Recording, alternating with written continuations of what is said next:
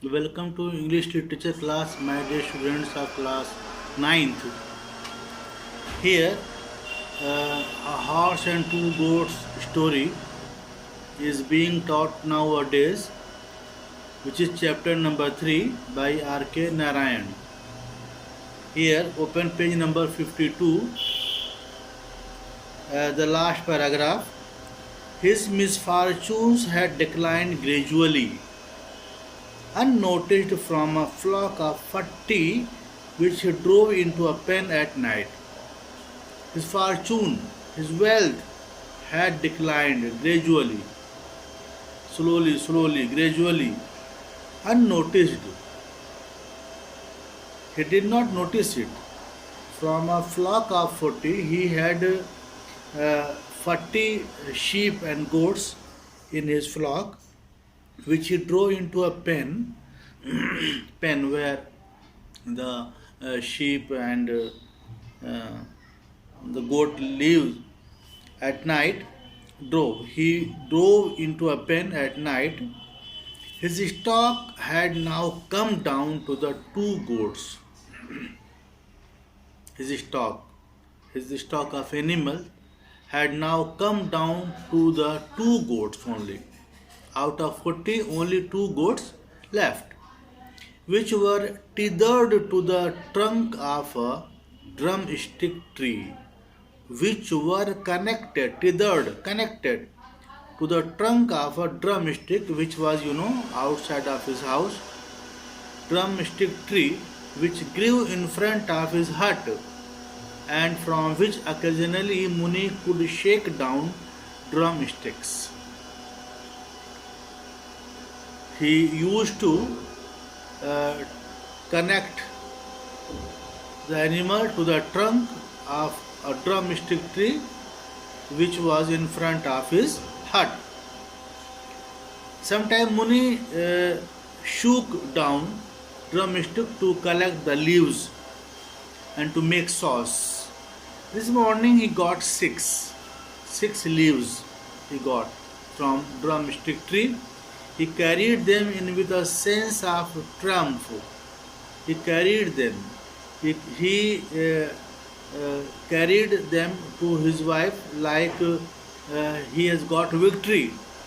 Although no one could say precisely who owned the tree, who was the owner of the tree, no one knew it, but it was his because he lived in its shadow. As the drumstick tree was in front of his house, so and he lived in its shadow, so uh, it was his. His wife said, "If you were content with the drumstick leaves alone, I could boil and salt some for you."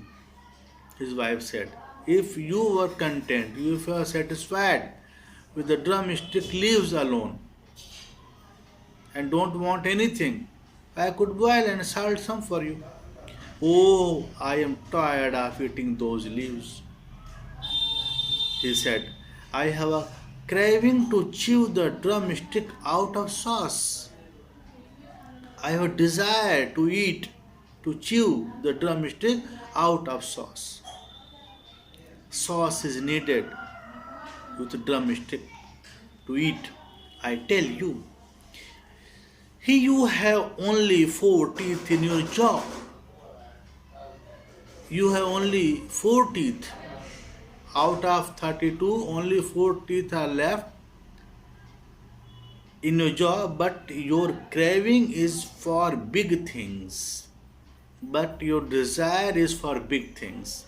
All right, get the stuff, get the materials for the sauce, and I will prepare it for you," his wife said. "After all, next year you may not be alive to ask for anything." His wife said that you won't live next year to ask for anything. So go and bring the stuff, the material, the ingredients. After all, next year you may not be alive to ask for anything. But first get me all the stuff, including a measure of rice or millet. including measure of rice or millet, and I will satisfy your unholy craving, unholy desire. Our store is empty today. Dal, chili, curry leaves, mustard, coriander, gingerly, oil, and one large potato. Go out and get all this. She asked Muni to bring dal, chili, curry leaves, mustard, coriander, gingerly, sesame plant oil, and one large potato. Go out and get all this. He repeated the list after her in order not to miss any item and walked off to the shop in the third street. Muni sat patiently on an and un upturned packing case below the platform of the shop. Looking upward, Muni sat patiently on an upturned packing case. Looking upward below the platform of the shop. Sitting on the platform of the shop, he was looking upward. The shopman paid no attention to him. Muni kept clearing his throat. He wants to take the attention of the shopkeeper, coughing and sneezing until the shopman could not stand it any more and demanded, "What ails you? From what disease you are suffering? You will fly off that seat into the gutter if you sneeze so hard, young man. You will fly off that seat where you are sitting into the gutter if you sneeze so hard, young man." Muni laughed inordinately, unreasonably, in order to please the shopman at being called young man. Though he was an old man, but the older man taunted and said, "Young man." This completely won the shopman over. He became very angry. He liked his sense of humor to be appreciated. He liked his sense of humor to be appreciated. By thus humoring the shopman, Muni could always ask for one or two items of food. There were so items, there were so items his wife asked for. But he could always ask for one or two items of food, promising repayment later. He will repayment later. Some days the shopman was in a good mood and gave in and surrendered. And sometimes he would lose his temper suddenly and bark at Muni for daring to ask for credit. He became very furious sometimes and barked at Muni, scolded at Muni for daring to ask for credit. The shopman said, "If you could find 5 rupees and a quarter, you will have paid off an ancient debt."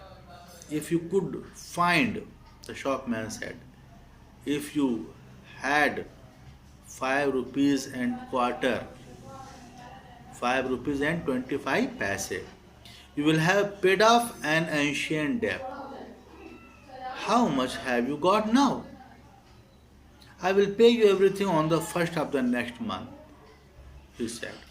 Muni said, I will pay you everything on the first of the next month. As always, and whom do you accept to rob by then? Whom do you accept? Whom do you accept to rob by then? How will you manage the money? Muni felt caught and mumbled. Said, my daughter has sent word that she will be sending me money. My daughter.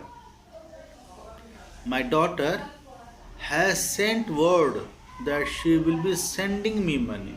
She will send me money. My daughter has promised. What happened after that? How did he get money or not? You will study in my next video. Thank you so much, students.